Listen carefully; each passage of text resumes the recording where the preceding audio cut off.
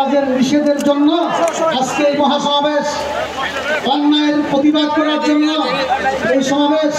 অতএব এটা হলো জিহাদ, আউয়াল জিহাদ দাওয়াতু ইলাল্লাহ সুবহানাহু ওয়া তাআলা। আমি এই জন্য আপনাদের সবাইকে অনেক অনেক ধন্যবাদ জানাই।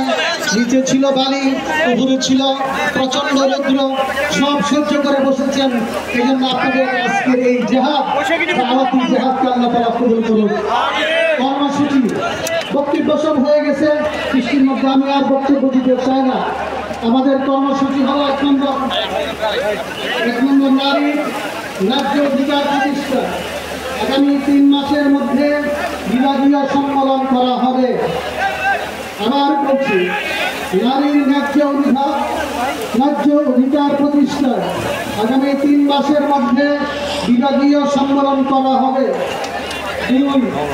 আগামী 23 মে 2024 বাদ জমা 4 দফা দাবিতে দেশব্যাপী বিক্ষোভ কর্মসূচি পালন করা হবে।